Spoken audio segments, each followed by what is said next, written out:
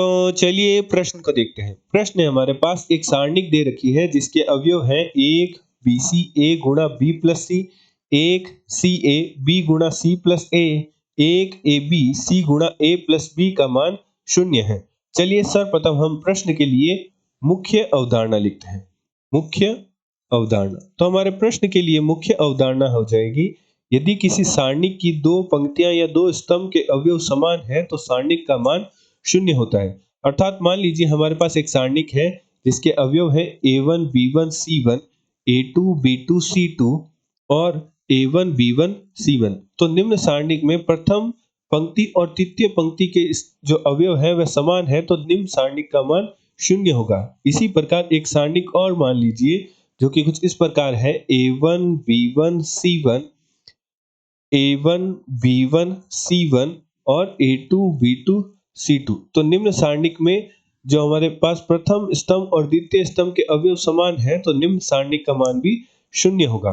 अतः प्रश्नानुसार प्रश्न में हमें एक सारणिक दे रखी है जो कि कुछ इस प्रकार है, एक बी सी ए गुणा बी प्लस सी, एक सी ए बी गुणा सी प्लस ए और एक ए बी सी गुणा ए प्लस बी।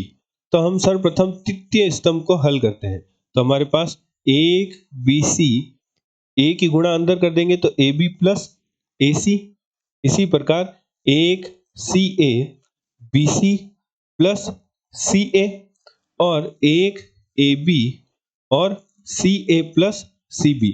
अब हम द्वितीय स्तंभ और तृतीय स्तंभ के लिए एक संक्रिया लगाते हैं जो कि कुछ इस प्रकार है। द्वितीय स्तंभ को हम बदल देते हैं द्वितीय स्तंभ प्लस तृतीय स्तंभ से, तो हमारे पास प्राप्त होगा, अब हमारे पास सारणिक बन जाएगी जो कि कुछ इस प्रकार बन जाएगी, एक बी सी, तो द्वितीय स्तंभ बदल जाएगा, वह बदल जाएगा A B plus B C plus C A से, और हमारे पास जो तृतीय स्तंभ था वह था A B plus A C, A B plus A C था।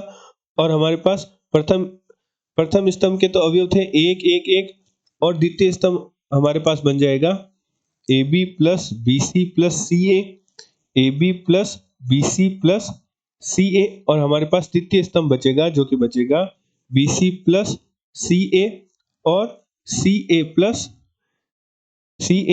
C B.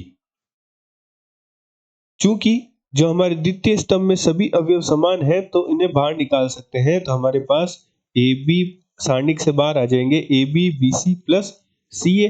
तो हमारे पास सारणिक बचेगी, प्रथम स्तंभ बचेगा एक एक एक, द्वितीय स्तंभ हो गया एक एक एक, और तृतीय स्तंभ हमारे पास है A B plus A C, B C plus C A और सी ए प्लस सी बी।